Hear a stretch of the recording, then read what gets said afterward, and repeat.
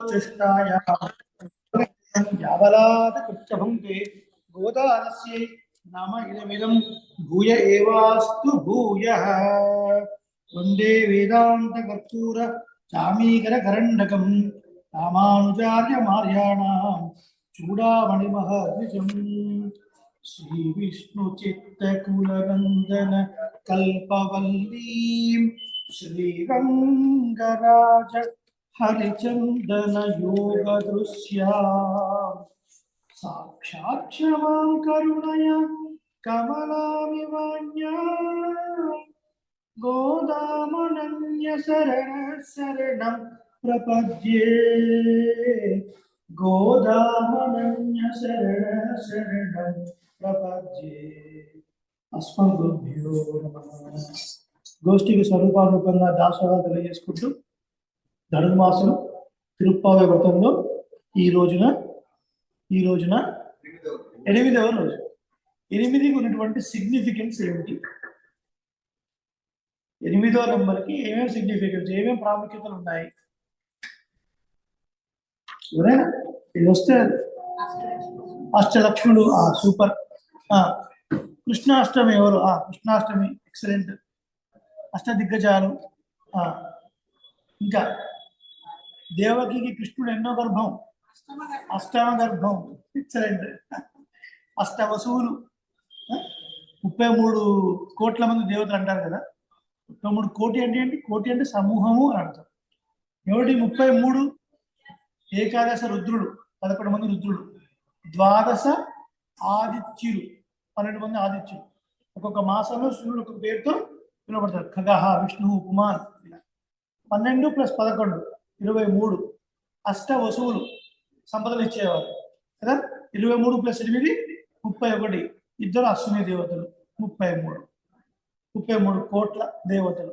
కోటి వాళ్ళ యొక్క సమూహము, వాళ్ళ గ్యాంగ్ అంటే బాగుంటుంది కాబట్టి సమూహము, ఆయా దేవతల యొక్క సమూహం, గణాలు. 8వ పాసురం ఈరోజు 8వ రోజు. 8వ పాసురాన్ని మనం సేవించే ముందు ఒకసారి తిరుప్పావై పాంచరాత్రము అనే ఒక సబ్జెక్ట్ని టచ్ చేసి ఆ తర్వాత 6-7 పాసురాలు ఉన్నటువంటి కొన్ని విశేషాలను మరొకమారు పరిశీలించి 8వ పాసురాలకు వెళదాం. మనం మీకు గుర్తుంటే ఒకరోజు చెప్పుకున్నాం. ఏం చెప్పుకున్నాం అంటే, సాధారణంగా శ్రీరామాయణం చెప్పుకోవాలంటే శ్రీరామాయణం నడుస్తుంది, భాగవతం అంటే భాగవతం నడుస్తుంది, ధర్మశాస్త్రం అంటే ధర్మశాస్త్రం నడుస్తుంది. ఇందులో జంప్ అవ్వటం అనేది కొద్దిగా ఉంటుంది.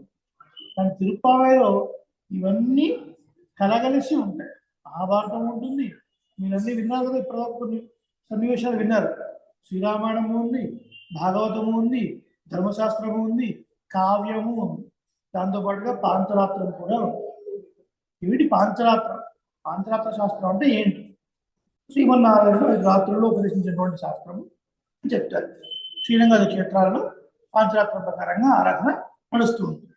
పాంచరాత్ర శాస్త్రము తిరుప్పావైలో ఎక్కడుందండి అని చూస్తే, భగవంతుడు కొలువై ఉండే స్థానాలు 5 అని మనకు పాంచరాత్ర శాస్త్రం తెలియజేస్తుంది. భగవంతుడు కొలువై ఉండే స్థానాలు 5. ఒక్కొక్కటి చెప్దాం.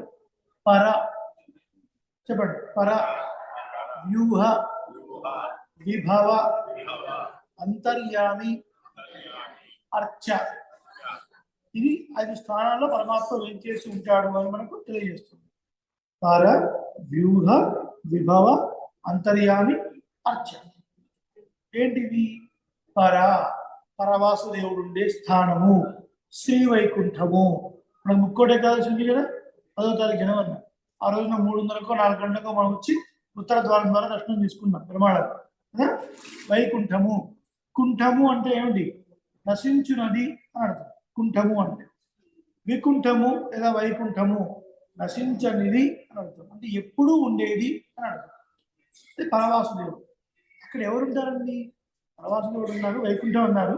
అక్కడ ఎవరుంటారు? శ్రీమన్నారాయణుడు ఆదిశేషుడి పైన కూర్చొని ఉంటాడు. శ్రీదేవి, భూదేవి, నీలాదేవి, 3 దేవతలతోని. అలాగే నిత్యులు, ముక్తులు ఆ నారాయణుని సేవిస్తూ ఉంటారు, ఆశ్రయించి ఉంటారు. నిత్యులు అంటే ఎప్పుడూ వైకుంఠంలో ఉండేవారు. అనంతుడు, గరుత్మంతుడు, విశ్వక్సేనుడు ఇలాంటి వాళ్ళు అంటారు. వాళ్ళే కాకుండా ముక్తులు కూడా ఉంటారు. ముక్తులు అంటే ముక్తి పొందిన వాళ్ళు అర్థం. మనలాగా ఈ భూమండలం పైన సంసారంలో ఉండి కొంతకాలం తర్వాత ఎప్పుడో ఒకసారి జ్ఞానం కలిగి ఆ జ్ఞానం వల్ల మనం ఆచార్యుని సమాసనం చేయాలి అని తెలుసుకొని లక్ష్మీ అమ్మవారి పురస్కారం ద్వారా ఆ శ్రీమన్నారాయణ శరణాగతి చేస్తే శరీరం విడిపోయిన తర్వాత ఆ జీవాత్మ వైకుంఠానికి వెళతాడు. అంతకుముందు ఆ జీవాత్మ ఈ భూలోకంలో ఏదో రూపంలో ఉంటుంది. మనుష్య రూపంలోనూ, జంతు రూపంలోనూ, క్రిమి రూపంలో ఏదో రూపంలో ఉంటుంది. ముక్తి పొందిన జీవులందరూ కూడా అన్ని లోకాల నుంచి ప్రయాణం చేసి విరజ అనే ఒక నది ఉంటుంది. ఆ నదిలో స్నానం చేసి ఆ తర్వాత శ్రీమన్నారాయణ లాంటి రూపాన్నే పొందుతారు, ఆ లోకంలో ఉంటారు. అలాంటి వాళ్ళని ముక్తులు అంటారు. కొంతకాలం ఇక్కడ ఉండి ముక్తి పొందిన వాళ్ళు ముక్తులు. ఎప్పుడూ అక్కడే ఉండేవాళ్ళు నిత్యులు, వాళ్ళు అక్కడ ఉంటారు. అక్కడికి బ్రహ్మరుద్ర ఇంద్రాలకు కూడా ఎంట్రీ లేదు.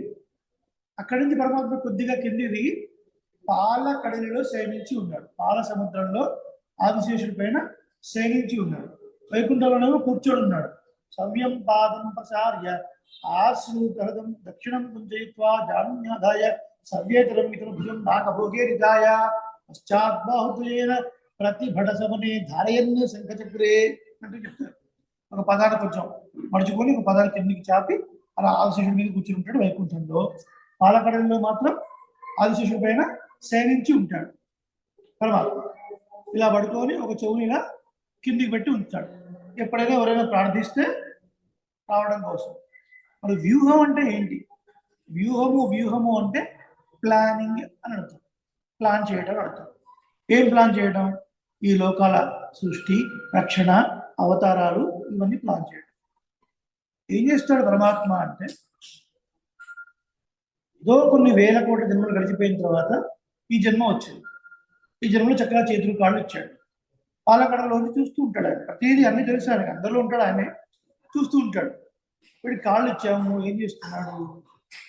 శ్రీహరి క్షేత్రానికి వెళ్ళాడు. ఓకే. చేతులు ఇచ్చాము, అర్చన చేస్తున్నాడు, ఫైన్.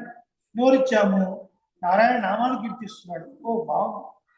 ఇలాంటివన్నీ చేసే వాళ్ళకి తర్వాత ఉత్తమ గతి అయినా ఇస్తాడు, లేదా మోక్షమైనా ఇస్తాడు. ఇవి ఇచ్చిన తర్వాత వీటిని ఆ పర్పస్లో కాకుండా ఇంకో పర్పస్లో వాడితే వీడికి అక్కర్లేదు ఈ జన్మ అని హీన యోడుల్లో పడేస్తాడు.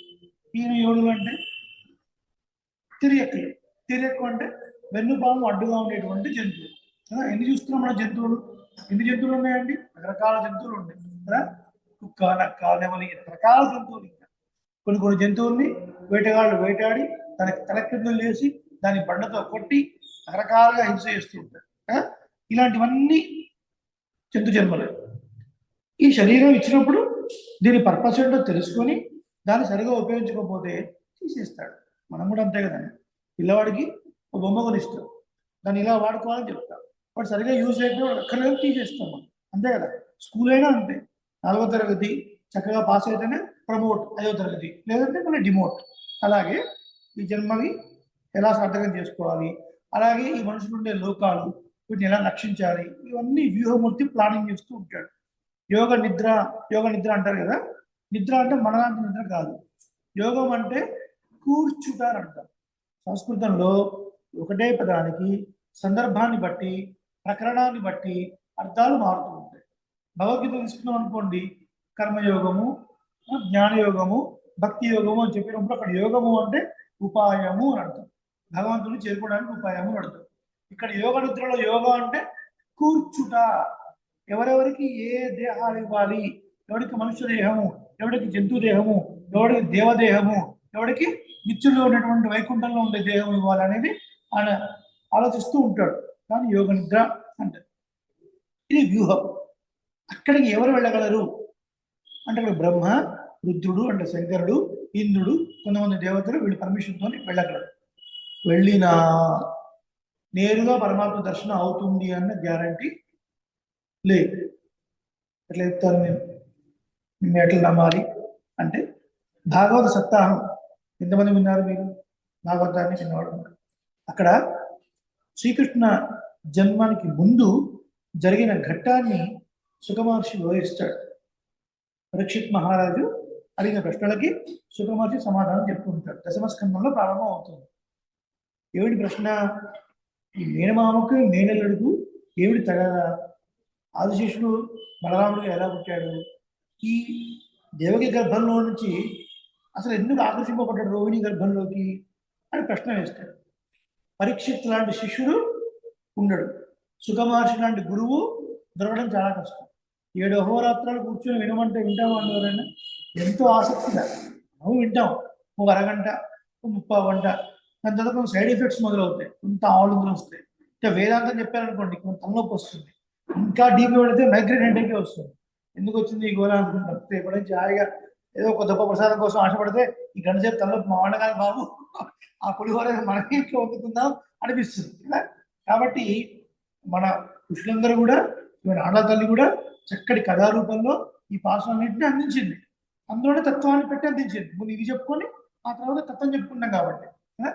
కాబట్టి అందులో భాగవతం చెప్తారనమాట, ఎందుకు పరమాత్మ అవతరించాడు అని చెప్పడానికి ముందు ద్వాపర యుగాంతంలో భూభారం పెరిగిపోయింది. ద్వాపర యుగాంతంలో భూభారం పెరిగింది. భూభారం అంటే ఇప్పుడు మనం మియాపూర్లో హైటెక్ సిటీలో కడుతున్నాం కదా, 80 ఫ్లోర్ బిల్డింగ్స్, 44 బిల్డింగ్స్, అది కాదు. దానివల్ల పెరగడం కాదు. అధర్మాత్ములైన రాజులు ఎక్కువగా పెరిగిపోయారు. ధర్మంగా పరిపాలించేటువంటి రాజు అధర్మాత్ముడయి ప్రజలను పీడించేవాళ్ళు అసంఖ్యాకంగా పెరిగిపోయారు. రాజా అంటే చెప్పుకున్నాం కదా, రంజనాత్ రాజా, లోకంలో ఉండేవాళ్ళని, దేశంలో ఉండేవాళ్ళని సంతోషింపజేసేవాడికి రాజా అని పేరు. ఏడిపిస్తే వాడు రాజు కాదు కదా. అధర్మంగా పరిపాలిస్తున్న వాళ్ళు ఎక్కువ మంది పెరిగిపోవడం వల్ల భూమి మీద ధర్మ కార్యక్రమాలు చేసేవాళ్ళు తక్కువైపోయారు. ధర్మ కార్యక్రమాల పేరుతో అధర్మం చేసేవాళ్ళు బాగా పెరిగిపోయారు. పోయింది. అప్పుడు కూడా ఉందా అండి? ఎప్పుడు ఉంది, ప్రతి కాలంలో ఉంది. బాగా పెరిగిపోయేసరికి భూమికి ఈ భారం తట్టుకోలేక బాధపడి ఒక గోవు రూపాన్ని తీసుకుంది. గౌర్ భూత్వ అశ్రుముఖి ఖిన్న అని వర్ణిస్తారు భాగవతంలో. గౌరూపాన్ని ధరించి కడ్డి నిండా నీళ్లు తెచ్చుకున్నదై బాధపడుతున్నదై చతుర్ముఖ బ్రహ్మలోకానికి గౌరూపంలో వెళ్ళి తన బాధనంతా చెప్తుంది చతుర్ముఖ బ్రహ్మ. అప్పుడు ఆయన ఏం చేస్తాడు? త్రినయన, 3 కళ్ళున్నటువంటి శంకరుణ్ణి, అలాగే ఇంద్రుణ్ణి, కొంతమంది దేవతల్ని అందరినీ వెంట పెట్టుకొని ఆ పాల సముద్రంలోకి వెళ్తాడు. వెళ్ళి ఆ పరమపురుషుణ్ణి పురుష సూక్తైన పురుష సూక్తంతో కీర్తిస్తాడు. సహస్రశీర్షా పురుష సహస్రాక్ష సహస్రపాత్, దాంతోనే వర్ణిస్తాడు, కీర్తిస్తే అప్పుడు పరమాత్మ కనపడకుండా అశరీరవాణిగా పలుకుతాడు అనమాట. మీరు నందవర్జనంలో గోకులంలో మీ అంశ చేత జరిపించండి, నేను ఆ గోకులంలో పుడతాను అన్నాడు. శ్రీరామాయణం మనం చదువుతున్నప్పుడు త్రేతాయుగంలో శ్రీరాముడు క్షత్రియ వంశంలో జన్మించాడు కదా. మరి ద్వాపర యుగంలో ఎందుకు ఈయన యాదవ కులంలో జన్మించాడు అంటే, భూదేవి గోరూపంలో వచ్చి ప్రార్థించింది. ఇప్పుడు గోవును రక్షించాలి కదా, గోవు అంటే భూదేవి కదా, భూదేవిని రక్షించడం కోసం గోపాలకుడుగా వచ్చాడు అంతే కదా. గోపాలుడు అంటే అండి భూమిని పాలించడానికి వచ్చాడు, ఆ భూమికి ఆనందాన్ని చూపించడానికి వచ్చాడు. కాబట్టి అలా మనకు పాలకడలిలో కొంతమందికి మాత్రమే ఎంట్రీ. ఇది రెండో ప్లేస్, పర వ్యూహ. తర్వాత ఏమిటి? పరవ్యూహ విభవ. విభవ అంటే ఏంటి? భగవంతుని యొక్క వైభవాన్ని తెలియజేసేటువంటి అవతారాలు. ఈ అవతారాలను ఎక్కడి నుంచి వస్తాయి? పాల సముద్రంలో వేయించేసి ఉన్నటువంటి ఆ స్వామి నుంచి వచ్చాయి. ఆ పరవాసుదేవుడే ఈ పాల సముద్రంలోకి వచ్చి వాసుదేవ, అనిరుద్ధ, ప్రద్యుమ్న, సంకర్షణ 4 రూపాయలు తీసుకుంటాడు. ఈ వాసుదేవ ఆ వాసుదేవ రూపాలను వెళ్ళిపోతే మన గొప్ప రూపం నుంచి ఈ అవతారాలను వస్తూ ఉంటాయి.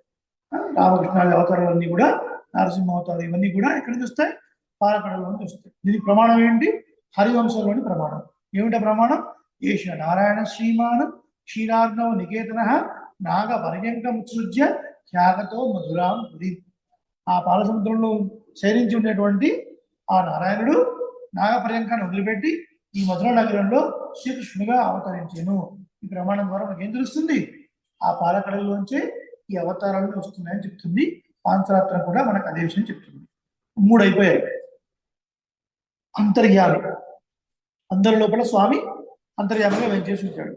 ఈ సృష్టి ప్రారంభం చేసే ముందు తన లోపల ఉన్నటువంటి ప్రకృతిని బయటకు సృష్టించి శరీరాన్ని కల్పించి వాడి లోపలికి అనుప్రవేశంగా ముందు జీవాత్మ ప్రవేశపెట్టి వాడి వెనకాలని ఈయన కూడా వచ్చి అనుప్రవేశం చేస్తాడు. వెనకాలనే జీవుడు వెనకాలనే వచ్చి అనుప్రవేశం చేస్తాడు. దీన్ని బట్టి ఏం అర్థమవుతుంది? కనిపించే బాడీ, మెటీరియల్ బాడీ, పాంచభౌతిక శరీరము, ఆకాశము, వాయువు, అగ్ని, జలము, పృథివీ, ఈ 5 భూతములతోని తయారైంది శరీరం. దీని లోపల హృదయ స్థానంలో జీవుడు ఉన్నాడు. జీవుడు ఎంత పరిమాణంలో ఉన్నాడు, ఏ సైజులో ఉన్నాడు? జీవాత్మ చాలా సూక్ష్మ రూపంలో ఉన్నాడు. సూక్ష్మ రూపం అంటే మేము ఒప్పుకోం, ఎంత పరిమాణమో చెప్పండి అని గురువు అడిగితే శ్వేతాశ్వత ఉపనిషత్తులో చెప్పాడు. శ్వేతాశ్వత ఉపనిషత్తులో ఏం చెప్పాడు? బాలాగ్ర శతభాగస్య శతదా కల్పితస్య చ. గోవుకి ఉండేటువంటి తోకలో ఒక వెంట్రుక భాగాన్ని తీసుకొని ఆ వెంట్రుక మొనని, ఆ చిన్ని దాన్ని ఒక డాట్ పెట్టారనుకోండి, వెంట్రుక చివరి భాగం ఎంత చిన్నగా ఉంటుందండి? చాలా చిన్నగా ఉంటుంది. దాన్ని 100 భాగాలు చేయండి. చేయగలుగుతామా? చేయలేము. ఒకవేళ చేశారనుకోండి, 100 భాగాలుగా చేసి అందులో ఒక భాగాన్ని తీసుకొని మళ్ళీ దాన్ని 100 భాగాలు చేస్తే ఎంత సూక్ష్మంగా ఉంటుందో అంత సూక్ష్మంగా జీవాత్మ ఉంటుంది. అంటే కనిపించదు. ఆ జీవాత్మ నిల్చొని ఉన్నాను కూడా లోపల పరమాత్మ అనుప్రవేశం చేసి ఉండాలి. కాబట్టి జీవాత్మ నిలబడాలంటే లోపల పరమాత్మ అనుప్రవేశం చేసి ఉండాలి. బాడీ నిలబడాలంటే జీవాత్మ ఉండాలి. జీవాత్మ ఒకసారి బయటకు వెళ్ళిపోతే బాడీ పని చేయదు అని అర్థం. అలా అంతర్యామిలో ఉన్నాడు. ఇప్పుడు చెప్పండి, వైకుంఠంలో ఉన్న శ్రీమన్నారాయణుడిని మనం వెళ్ళి చూడగలమా? చూడలేదు. పాలసముద్రం చూడలేదు. చంద్రమండలం మీదకే మనం ఇంతవరకు వెళ్ళలేకపోయాం. ఎవరో 2-3 సైంటిస్టులు వెళ్ళారు. మొత్తం ఈ భూగోళ జనాభా ఎంత అండి? $8 బిలియన్, 800 కోట్ల మంది. 800 కోట్ల మందిలో ఏ 100 మందో 50 మందో పోయి ఉంటాయి చంద్రమండలానికి. చంద్రమండలానికే మనం పోలేని వాళ్ళం, వైకుంఠానికే వెళ్ళగలము, పాలసముద్రానికి వెళ్ళగలము. ఆ లోకాలే మనకు కనిపించదు. ఇంకా టెక్నాలజీ లేదు మనకి. ఈ తర్వాత విభవావతారాలు, రామకృష్ణ అవతారాలు ఉన్నాయి. ఇప్పుడు అవతారం గడిచిపోయింది, చూడలేము. అంతర్యామి అంటే ధ్యానంతో లోపలికి వెళ్ళి మనం చూడాలి. నా వెనకాల ఏముందో నేను చూడలేదు, నా వెనకాల ఏముందో చూడలేని వాడిని ఇంకా దృష్టిని తిప్పి ఆ ధ్యానంలో ఆ లోపల పరమాత్మ చూడాలంటే ఎంతమంది సాధ్యం? అది 100కో 1,00,00,000కో ఎవరికో మనుషులకు మాత్రమే సాధ్యం. ఎంతో తపస్సు ఉంటే కానీ సాధ్యం కాదు.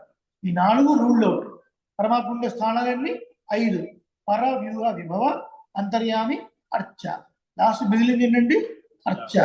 అర్చ అంటే ఫోటో, ప్రతిమ, మూర్తి, విగ్రహము అని అర్థం. ఇప్పుడు చెప్పండి, మీరు ప్రమాణ కైంకర్యం చేయాలి, అభిషేకం చేయాలి, ఎవరికి చేస్తారు?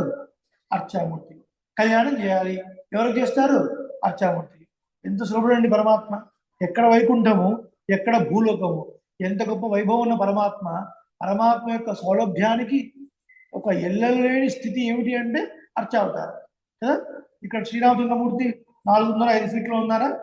మరి మీ ఇంట్లో చిన్న పటంలో ఒక 4 అంగుళాల మూర్తిగా ఉన్నాడా? మీరు పర్సులో పెట్టుకుంటే చిన్ని పాకెట్లో ఉన్నాడా? తిరుమలలో ఏం చేస్తున్నాడా? అదే 11 అడుగులో చెప్తారు. శ్రీవైకుంఠపురం సంగారెడ్డిలో ఉన్నాడా? 14 అడుగులో. మీరు ఏ మూర్తిగా ఎంత చిన్నగా పెట్టుకున్నా ఉన్నాడు, ఎంత పెద్దగా పెట్టుకున్నాడు. మన కంటికి 18 అడుగులు కావచ్చు, లేదా రామానుజులు లాంటి 208 అడుగులు కావచ్చు. కానీ పరమాత్మ విభూతి ముందు మీరు పెట్టే విగ్రహం ఏ పాటిదండి? ఋషిసూక్తం ఏం చెప్తుంది అంటే, ఆదోస్య విశ్వభూతాని త్రిపాదస్యామృతం దివి. పరమాత్మ ఉండే వైకుంఠము ఎంత పెద్దది అంటే ఈ లీలా విభూతి కన్నా 3 రెట్లు ఎక్కువ అన్న. లీలా విభూతి, నిత్య విభూతి అని 2. విభూతి అంటే పరమాత్మ యొక్క సంపద, ఐశ్వర్యము అర్థం. లీలా విభూతి, లీలా అంటే ఏంటి? ప్లే అని అర్థం. ఆయన ఆడుకోవడం కోసం సృష్టించుకునేటువంటి ఒక ప్లే గ్రౌండ్ లాంటిది లీలా విభూతి. ఈ లీలా విభూతి ఎంత పెద్దది అంటే కొంచెం వివరించుకుంటే కానీ అర్థం కాదు. ఒక సూర్యుడిని గోళంలాగా మనం భావిస్తే సూర్యుడిలో 10 లక్షల భూములను మనం నింపొచ్చు. సూర్యుడి పరిమాణం అంత పెద్దది. సూర్యుడి యొక్క సైజ్ ఎంత పెద్దది అంటే 10 లక్షల భూముల్ని మనం అందులో నింపొచ్చు. అంత పెద్ద గోళం, మండే అగ్నిగోళం సూర్యుడు. ఎంత పెద్దవాడు అండి! సూర్యుడి కన్నా పెద్దవి నక్షత్రాలు, సూర్యుడి కన్నా పెద్దవి నక్షత్రాలు. అలాంటి నక్షత్రాలను కూడా మింగగలిగేవి కృష్ణ బిలములు, బ్లాక్ హోల్స్ అంటారు. పాలబంతులు ఉన్నాయని మిల్కీ వేలు ఉన్నాయి. అంటే ఎంత పెద్ద ఒక్కొక్కటి తెలియదు. అవన్నీ ఎన్ని ఉన్నాయి? ఎన్ని బ్రహ్మాండాలు ఉన్నాయి తెలియదు. అనంత కోటి బ్రహ్మాండాలు ఉన్నాయి. బ్రహ్మాండం అంటే ఏంటి? మన అదిగో ప్రశ్న కదా. చతుర్దశ భువనములు పైలోకాలు 7 లోకాలు. భూహు భువ శుభ మహ జన తప సత్య. 7 లోకాలు కింది లోకాలు. అతల వితల సుతల తలాతల మహాతల రసాతల పాతాళ. ఇవి 14 లోకాలు. ఇవన్నీ అండాకారంలో ఉన్నాయి. దీనికి బ్రహ్మ ఉన్నాడు, ఇది బ్రహ్మాండం. ఇలాంటి బ్రహ్మాండాలు ఎన్ని ఉన్నాయి? తిరుమలకు వెళ్ళేటప్పుడు ఆ పైన రాస్తూ ఉంటారు, శ్రీనివాస గోవింద అని రాసుకుంటూ అనంత కోటి బ్రహ్మాండ నాయకస్య రాస్తారా లేదా? అనంత కోటి బ్రహ్మాండాలు. ఈ బ్రహ్మాండాలు ఎన్నున్నాయి, లెక్క పెట్టలేనన్ని ఉన్నాయి, అనంత కోటి. ఈ అనంత కోటి బ్రహ్మాండాలు జస్ట్ 25%. దీనికి 3 వైకుంఠం. ఇక మీరు ఇమాజిన్ చేసుకోండి, వైకుంఠం ఎంత పెద్ద ఉంటుంది అనేది మీరు ఇమాజిన్ చేసుకోండి. అంత పెద్ద విభూతున్న పరమాత్మ, ఇంత గొప్ప ఐశ్వర్యంతో పరమాత్మ మన దేవాలయాల్లో, మన ఇళ్లలో, మన చిన్న చిన్న మూర్తుల్లో మనకు పరాధీనమై, దేవాలయాల్లో అర్చక పరాధీనమై, ఇంట్లో యజమాని పరాధీనమై ఉంటున్నాడు. తిరుమలకు వెళుతున్నాం, 3 రోజులు యాత్ర. స్వామి 3 రోజులు వెళుతున్నాం, నీకు నైవేద్యం లేదని ఒక చిన్న గిన్నెలో డ్రై ఫ్రూట్స్ పెట్టి ఓం ఓం ఓం అని ఒక చెంబు నీళ్లు పెడితే ఉంటున్నాడా లేదా? మీరు తిరుపతి పోయి వచ్చిన తర్వాత ఏమిరా నువ్వు పులిహోరతో 14 వడలు తిని నాకేమో ముష్టి 3 జీడిపప్పులు పెట్టిపోయావా అని కోపడుతున్నాడా అండి? ఏమని అంటున్నాడా? ఏమని అంటుండే కదా. విష్ణుదాసనామం చేద్దామని కూర్చున్నాం. విశ్వం విష్ణు వషట్కారు. ఈ లోపల ఫోన్ వస్తుంది. ఎవడో అప్పించిన వాడు, అప్పు తీసుకున్నవాడో ఫోన్ వస్తుంది. వాటితో అరగంట సేపు మాట్లాడతాం. అమ్మ ఆఫీస్ టైం అయింది, అట్లా మనిషి పోతున్నాం. ఒరే శాసనామం చెప్పుకుంటూ పోతున్నాం ఏంట్రా అన్నాడా? అన్నాడు. ఉత్సవాలు జరుగుతుంటాయి కదా. స్వామిని ఉత్సవమూర్తిని పల్లకి మీద ఊరేగించినప్పుడు బయటికి వెళ్ళినప్పుడు వర్షం పడకూడదు. ఒకవేళ మళ్ళీ వర్షం పడితే మళ్ళీ అదే ప్రాయశ్చిత్తం చేయాలి. తెలుసు అవన్నీ కూడా. అది తెలిసినప్పుడు అప్పుడు చూసి అర్చకులు ఉండి, అమ్మో ఆయన మబ్బులు పట్టిందండి, ఒక వర్షం పడితే మాత్రం మళ్ళీ మీరు ప్రాయశ్చిత్తం చేసుకోవాలి, మళ్ళీ 3 లక్షలు మీరు తిరిగిచారు, వద్దులేండి పెట్టేసాడు లోపల అని కదా. ఉత్సవం లేదు, ఊరేగింపు లేదు. అదే కనీసం ఒక్కసారి నా బయట తీసుకెళ్ళవారా? ఎప్పుడు లోపలే వెళ్ళారా నేను అన్నడాన్ని ఏమన్నా? ఏమాత్రం అండి. అర్చకుడికి అధీనంలో ఉండి, ఇంట్లో యజమానికి అధీనంలో ఉండి, ఆయన మనం చేసిన పూజలు స్వీకరిస్తూ, మనం పెట్టిన పులిహోర, మనం పెట్టిన దద్దోజనం దాన్నే మహాప్రసాదంగా స్వీకరిస్తూ ఉంటున్నాడా లేదా? ఇది అర్చామూర్తి.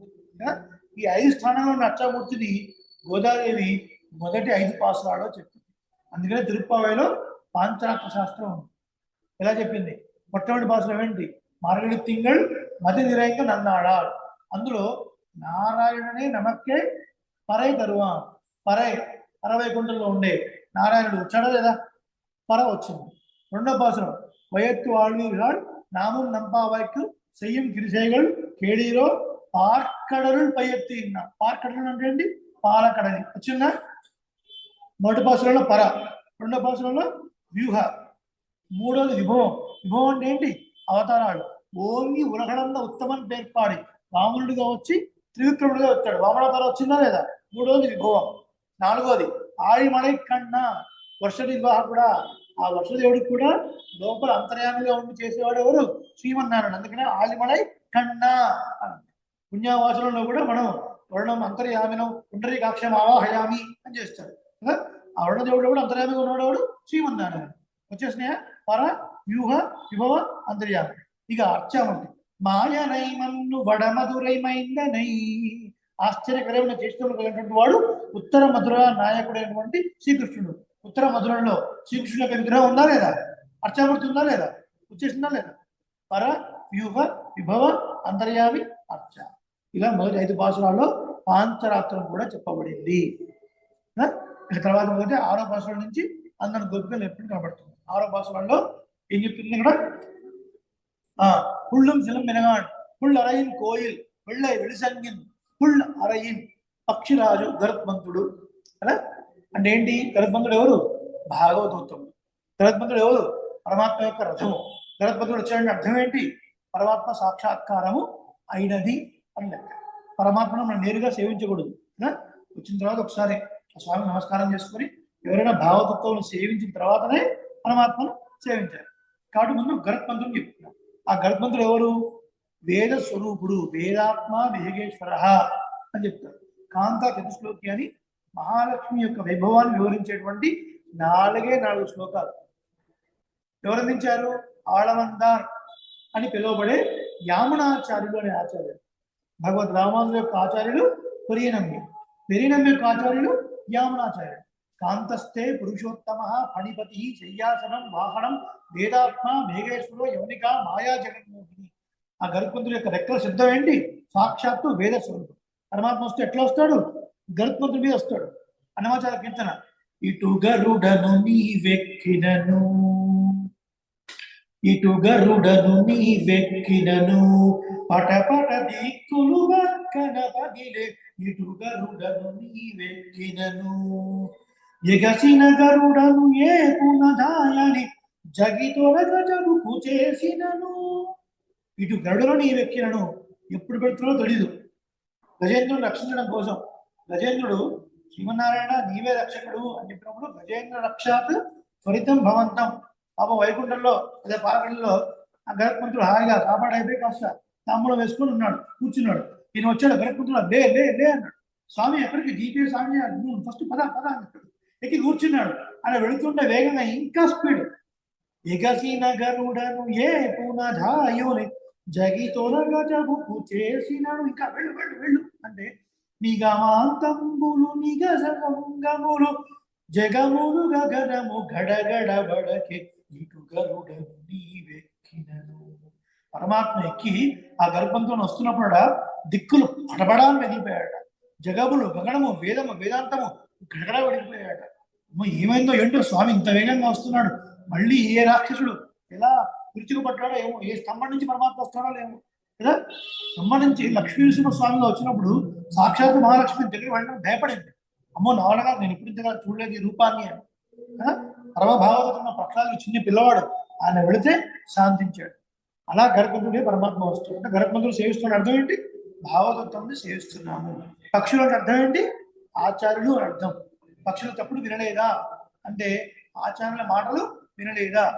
వేదాంతాలు, భాగవతం, శ్రీరామాయణం అందులో అర్థాలు వినలేదా? రెండో భాషలో 7వ భాషలో వేసిన పేచ్చరణం కేటీలయో మాట్లాడుకున్న మాటలు వినలేదా అంటే సరిపోతుంది కదా. మాట్లాడుకున్న మాటల యొక్క శబ్దాన్ని వినలేదా? అరవం అంటే ఏంటి? అరవం అంటే శబ్దం, శబ్దంలో అర్థం అన్నమాట. వేసిన పేచ్చు మాట్లాడిన మాటలు వినలేదా సరిపోతుంది. వేసిన పేచ్చు అరవం వినలేదా అంటే మాట్లాడిన మాటల యొక్క శబ్దాన్ని ధ్వనిని నువ్వు వినలేదా అంటే అర్థం ఏంటి? కావ్యాలన్నీ కూడా శ్రీరామాయణమైన భారతమైన భాగవతమైన పైకి చదువుకుంటూ పోతున్నప్పుడు ఒక అర్థం, లోపల తత్వార్థము, దాన్నే ధ్వని అర్థము అంటారు. ఆ ధ్వని అర్థాన్ని నువ్వు వినలేదా అంటే పొద్దున్నే పక్షులు కూర్చున్నవి అంటే ఆచార్యులు మాట్లాడుకుంటున్నారు. ఆచార్యుల మాటలలోని ఆ శబ్దాన్ని నువ్వు ఇంకా వినలేదా? తెల్లవారుతున్నది, సత్వ కూడా ప్రధానమైనటువంటి కాలంలో మనం లేవాలి. అది ఏమవుతుందండి? ఎప్పుడు లేచి మాత్రం ఏమవుతుంది? 6:15కి 5:15 తర్వాత తిరుప్పావై 7:00కో 8:00కో 10:00కో చదివితే ఏదైనా తిరుప్పావే కదా. కరెక్టే తిరుప్పావే, కానీ ఏమిటి అర్థం? ప్రకృతి త్రిగుణాత్మకమైనది కదా. 3 గుణములు ఏమిటవి? సత్వగుణం, రజోగుణం, తమోగుణం. సత్వాత్ సంజాయతే జ్ఞానం. సత్వగుణం వల్ల జ్ఞానం మనకు ఉద్ధృతం అవుతుంది. రజోగుణం అంటే ఏమిటి? సత్వగుణం ఉన్నవాళ్ళు ఎవరి మనసును నొప్పించకుండా మాట్లాడతారు. రజోగుణం అంటే ఏంటి? కాంపిటీషను, వీళ్ళకి వాళ్ళ కంపారిజను, జలసి, ఈర్ష్య అంతా రజోగుణం. తమోగుణం నిద్ర, క్రౌర్యం, హింస ఇలాంటివి. కొన్ని సినిమాలు ఉంటాయి, రక్త చరిత్ర. ఆ సినిమాలు చూడడానికి వాళ్ళకి ఇష్టపడుతుంటారు. అన్నమయ్య అంటే మీరు కూడా ఉంటారు. అన్నమయ్య సినిమాలు మీరు చూడలేదు, రక్త చరిత్ర సినిమా. ఎందుకంటే హింస, అబ్బో ఏంటో సినిమా చూడలేకపోతున్నాం అండి, మధ్యలో బయటకు వచ్చేస్తారు. కొంతమంది హింస చూడడం అంటే ఇష్టం.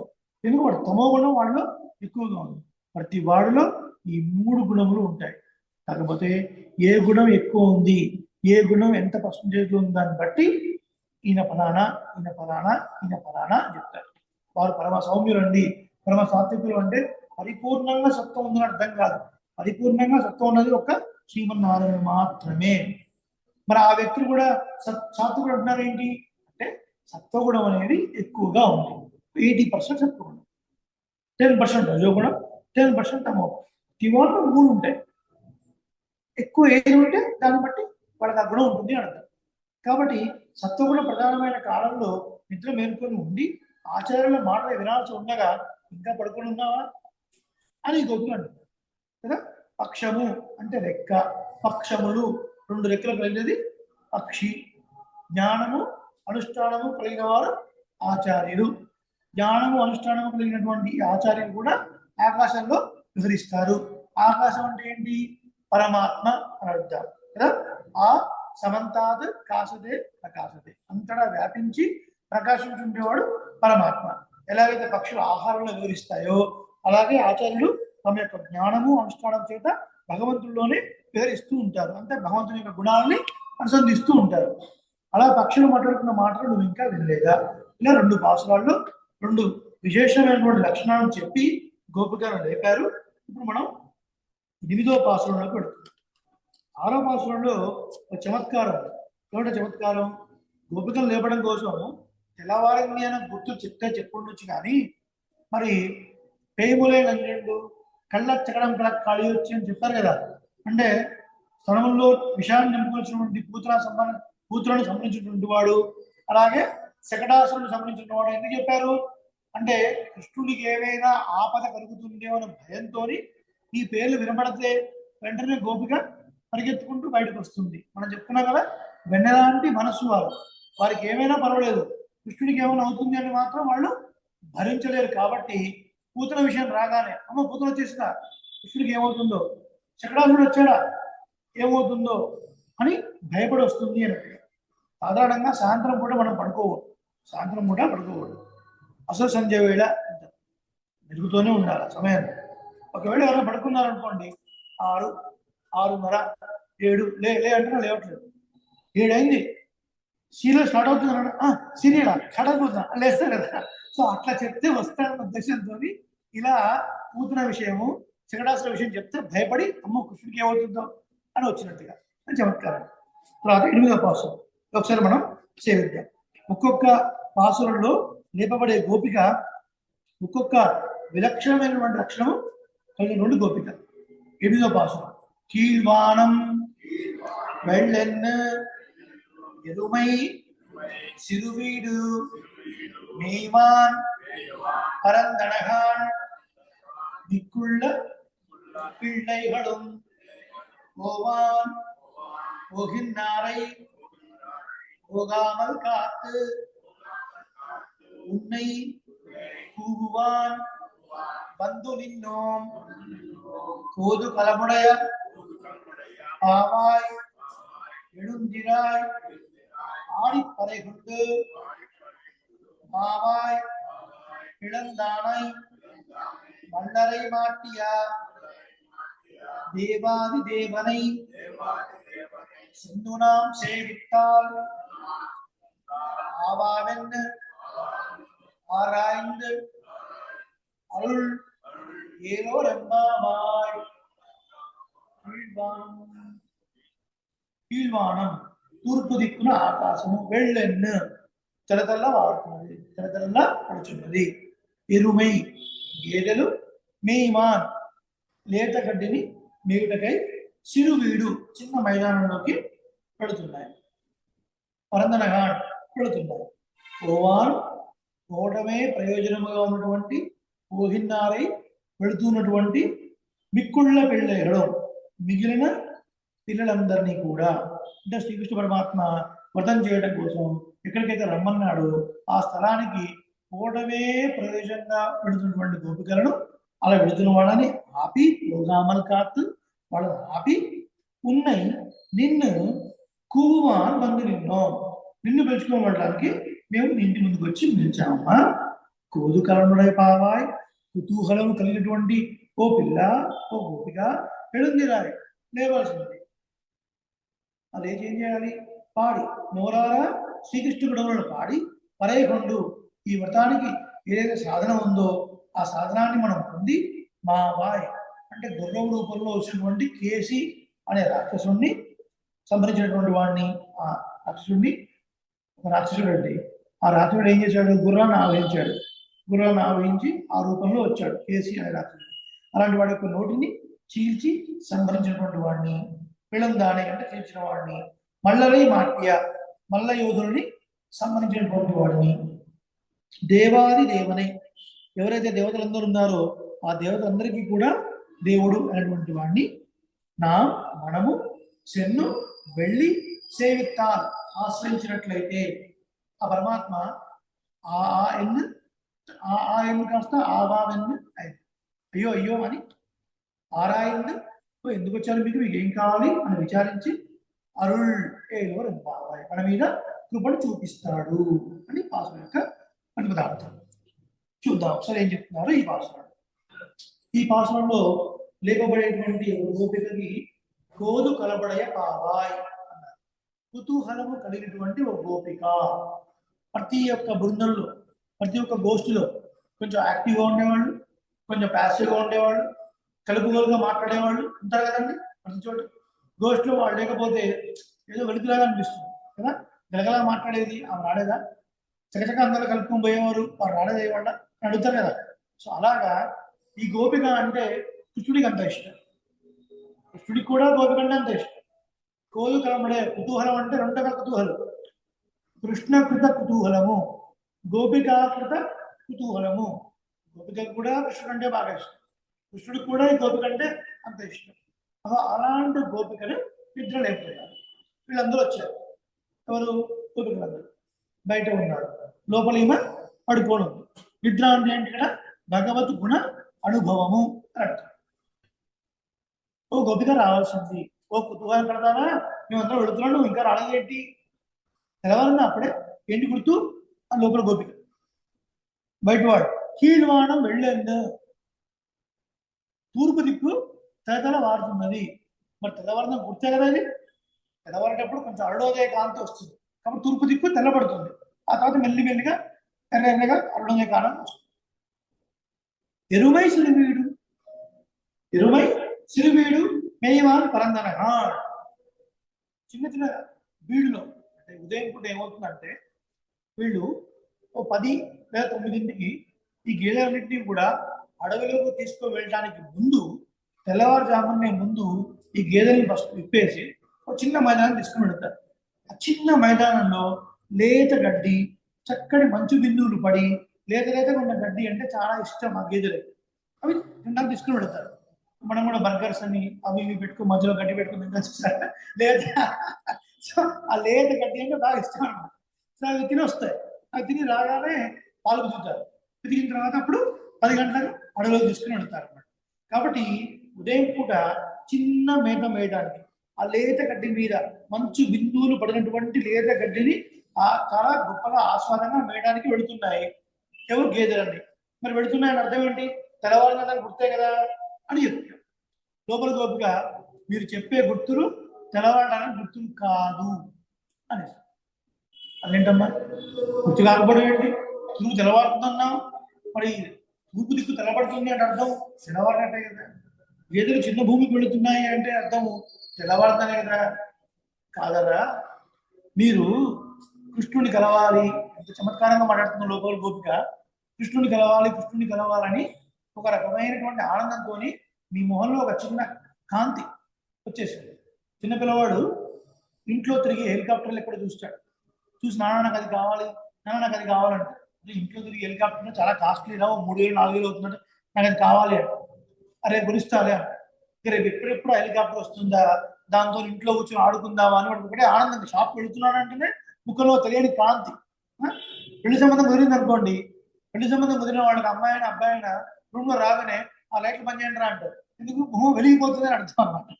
కొంతకాలంలో మాడిపోతుంది అనుకోండి, అది వేరే విషయం. కొంతకాలానికి 1000 వాట్ బల్బు పెట్టినా కూడా అబ్బా ఇంత చికెన్ ఉంది ఏంటంటాడు. అప్పుడు తెలిసి వస్తుంది. కాబట్టి సో అంత కాంతి. కాబట్టి మీరు మీ ముఖంలో విపరీతమైన కాంతి ఉండి కృష్ణుడు కలుస్తున్నామని ఒక్కసారి మీరందరూ తూర్పు దిక్కు వైపు ఇలా చూశారు. చూడగానే మీ ముఖం మీద కాంతి తూర్పు దిక్కు వెళ్ళి ప్రవర్తన చెంది తూర్పు దిక్కు తెలగాబడింది అని మీకు అనిపిస్తుంది. మీ భ్రమ కానీ తెలవారు తెలివండి గోపిక. కృష్ణుడిని కలుస్తున్నామన్న ఆనందం ఎక్కువయ్యి ముఖంలో కాంతి వచ్చి వీళ్ళు తూర్పు దిక్కు చూస్తే ఈ కాంతి అటువైపు వెళ్ళి తెల్లవారిందేమో భయపడుతున్నారు. ఆ భ్రమపడుతున్నారు మీరు, తెల్లవారలేదు. ఇంకేమైనా గుర్తు చెప్పండి. గేదెలు వెళ్ళిపోతున్నాయమ్మా. మీరు ఎంతో ఆశగా వచ్చారు నా దగ్గరికి, నేను ఇంకా నిద్ర లేకపోయేసరికి మీ మొహం చిన్నపుచ్చుకుంది. కాబట్టి ఆ చీకట్లో, ఆ చీకటి నల్లగా ఉంటుంది, గేదెలు కూడా నల్లగా ఉంటాయి. వాటిని ఏదో మీరు ఊహించుకొని ఏదో నీడ పోతున్నట్టుగా ఊహించుకుంటే మీరు గేదెలు పోతున్నట్టుగా ఊహించుకుంటున్నారు. మీ అజ్ఞానం తప్ప ఏంటి? ఒకటి గేదె లేదు, నిజంగానే తెల్లవారు. నిజంగానే తెల్లవారితే 5 లక్షల కుటుంబాలైనటువంటి గోపికల్లో ఇంతమంది మాట్లాడిపించాలి కదా, ఇంతమంది మాట్లాడిపించాలి కదా. కానీ మీరు కొందరే మాట్లాడుతున్నారు, అందరూ లేచాడని ఏమిటి గుర్తు చెప్తున్నారు. మిక్కుళ్ళ పిల్లే కూడా మిగిలిన పిల్లలందరూ కూడా పోగిన్నారే పోగామని కాత్తు ఉన్నై కుటుంబాల ముందు నిన్ను మిగిలిన గోపికలందరూ కూడా వెళ్ళటమే ప్రయోజనంగా వెళుతూ ఉంటే వాళ్ళని ఆపాము, వాళ్ళని మేము ఆపాము. అంటే ఏంటి అర్థం? సాధారణంగా అందరూ బయలుదేరి వెళుతున్నారు, ఈ గోపిక చాలా కుతూహలం కలిగినటువంటి గోపిక కాబట్టి వచ్చింది ఏమో అనుకున్నారు, కానీ కొంచెం దూరం వెళ్ళిన తర్వాత అయ్యో ఈ గోపిక రాలేదు అనుకొని వెళ్ళే వాళ్ళందరినీ ఎలా వెళుతున్నారు? వాళ్ళంతా వెళ్ళడమే ప్రయోజనంగా వెళుతున్నారు.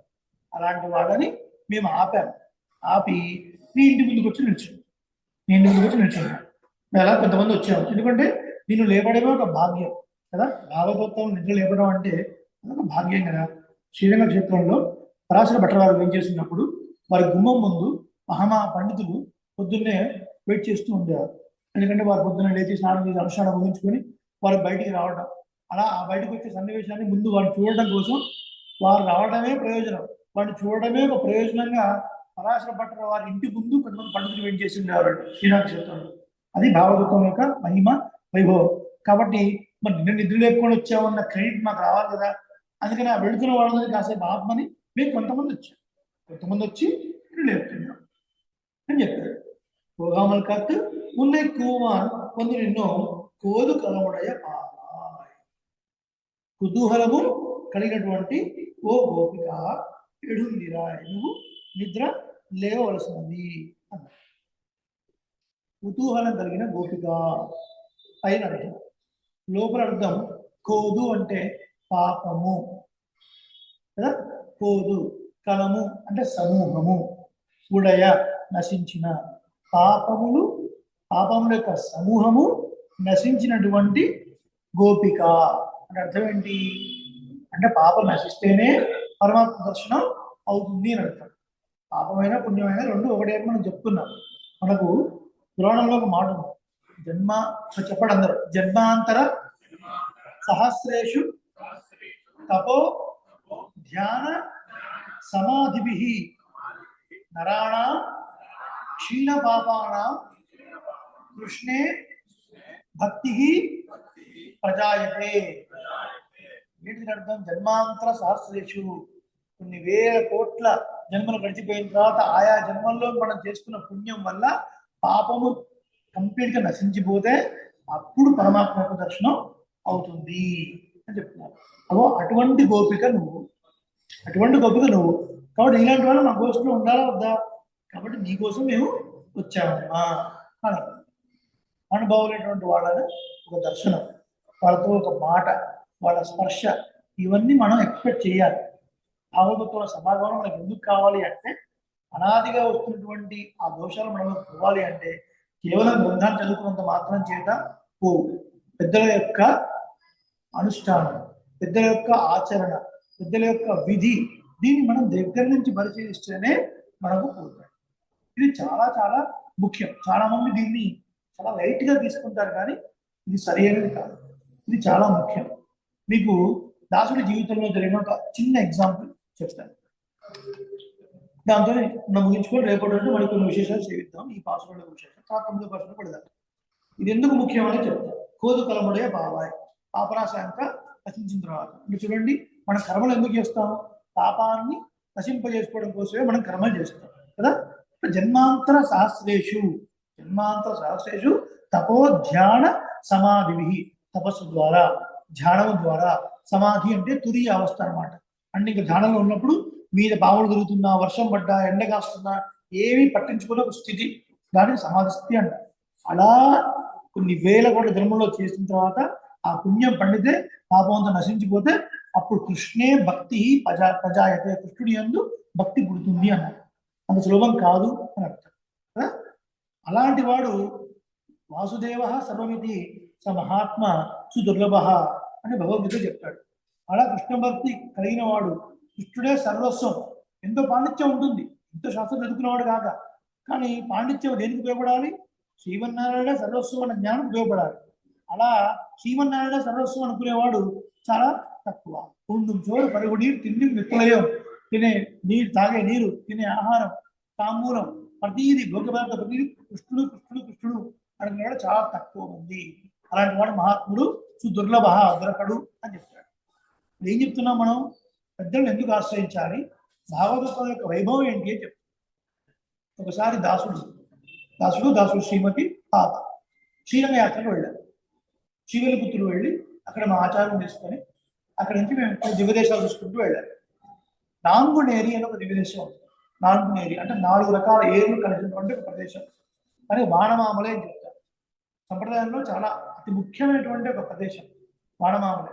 వానమామలు కన్యాశాస్త్రం స్వీకరించినటువంటి ఒక అద్భుతమైన ప్రదేశం. ఇప్పటికీ చాలా మంది జిఎస్ స్వామి అవకాశం వాళ్ళు ఆ వానమామలలోనే సన్యాసాశ్రమాన్ని తీసుకుంటారు. అంత గొప్ప ప్రదేశం. ఆదినాథ పెరుమాళ్ అని పేరు. ఏం పేరు? ఆదినాథ పెరుమాళ్. అద్భుతమైన క్షేత్రం. అక్కడికి మా ఆచార్యులు కూడా వెళ్ళారు. వారి ముందు మేము వెనక వెళ్ళాం. మా ఆచార్యులు అన్ని చోట్ల అన్ని దివ్యదేశాల్లో వారిని గుర్తుపడతారు పెద్దవాళ్ళు.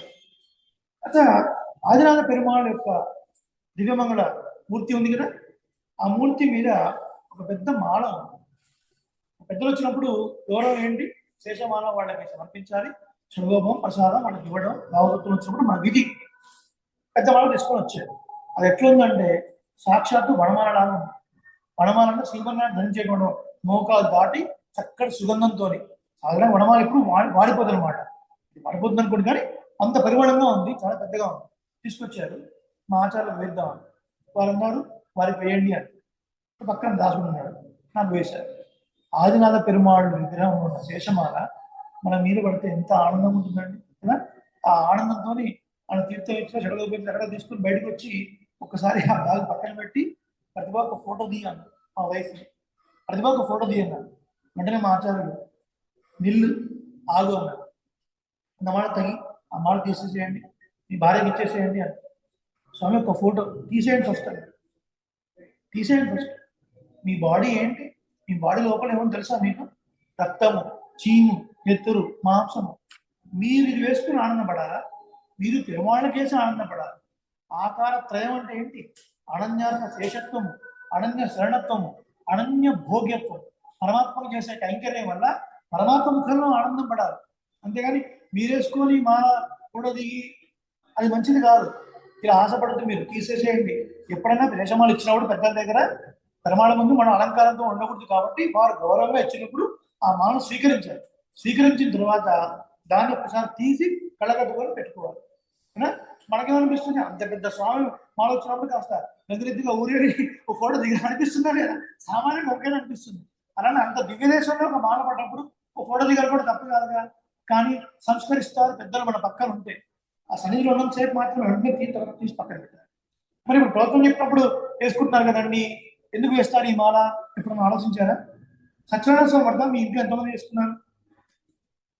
కథ చెప్పినప్పుడు ఏం చెప్తారు? సౌనకాది మహామునులు ప్రశ్న వేసును, సూతుడు ఇలా చెప్పాను అని. పురాణం అంతా కూడా సూతుడు చెప్తూ ఉన్నాడు.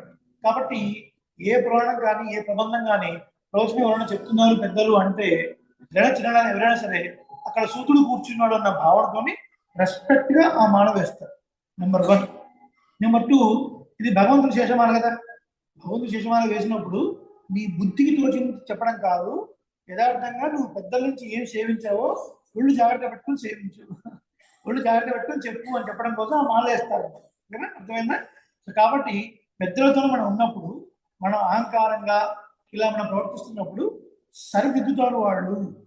ఆచార్యులు అనేవాడు సరిదిద్దుతారు. దీన్ని బట్టి మనం ఏం తెలుస్తుంది? ఇక్కడ వెళ్ళినప్పుడు ఎలా బిహేవ్ చేయాలి, ఎలా ఉండాలి, ఎలా ఉండకూడదు, ఈ విషయాలు మొత్తం వాళ్ళు చెప్తారు. అందుకని పెద్దలను ముందుంచుకొని మనం వెళితే పరమాత్మ యొక్క కృపా కటాక్షం మన యందు పడుతుంది. కాబట్టి కుతూహలం ఉన్నటువంటి గోపిక, నువ్వు రాకపోతే ఎట్లా అమ్మా? మాకు కూడా కొంత జ్ఞానం కలగాలి కదా. కోదు కలమడే పామాయి, పాపం అంతా నశించిపోయింది, నీకు చక్కటి జ్ఞానం కలిగింది. పాపం నశించిపోయిన తర్వాత ఏమవుతుంది? అజ్ఞానం పోయింది, కాబట్టి జ్ఞానం కలిగింది. అజ్ఞానం పోతే ఏంటి? జ్ఞానం కలుగుతుంది. కాబట్టి నీలాంటిది మా గోష్ఠిలో ఉంటే ఆ కొంత జ్ఞానం మాకు కూడా వస్తుందమ్మా. కాబట్టి రావాల్సింది. కేసీ అనే రాక్షసుని సంహరించినటువంటి వాడు, మల్ల యోధుని సంహరించినటువంటి వాడు, అలాంటి పరమాత్మని మనం వెళ్ళి ప్రార్థిస్తే మనకు వ్రతానికి కావాల్సినటువంటి పర్యాణ వాద్యాన్ని ఇస్తాడు. ఎలా ఇస్తాడు? ఓ గొప్పగారా, ఇంత పొద్దున్నే బయలుదేరి ఇంత చెరులో వచ్చారా? రండి రండి రండి, ఆవాలన్న ఆరాయింది. ఆరాయింది అంటే విచారించి. విచారం అంటే ఏంటి? బస్దీపులో ఒకప్పుడు రాసిన విచారణ. విచారణ దిగులుగా కూర్చుని అర్థం కాదు. విచారించడం అంటే అడగడం అన్నమాట. ఎందుకు వచ్చారు ఏంటో అడిగి, ఎందుకు వచ్చారు మీరు, ఇవి కావాలా, ఇస్తాను అని పరమాత్మ మన పైన కృప చూపిస్తాడు. రావాల్సింది అన్నారు. ఈ గోపిక కూడా వీళ్ళతో పాటు వచ్చింది. రేపు రోజున 9వ పాసురంలో ఇంకొక అద్భుతమైన గోపికలు లేపుతారు. ఆ 9వ పాసురంలో వెళ్లే ముందు కూడా ఈ పాసురంలో ఉన్న కొన్ని విశేషాలను మనం సేవించి దాంట్లో పడతాం. శ్రీమచ్చే విష్ణు చిత్తార్య మనోనందన హేతవే నందనందన సుందర్యై గోదాయ నిత్యమంగళం వేద వేదాంత వేద్యాయ మేఘశ్యామలమూర్తయే పుంసాం మోహన రూపాయ పుణ్యశ్లోకాయ మంగళం. శ్రీమతే రమ్యజామాత్మనేంద్రాయ మహాత్మనే శ్రీరంగవాదనే భూయాత్ నిత్యశ్రీ నిత్యమంగళం.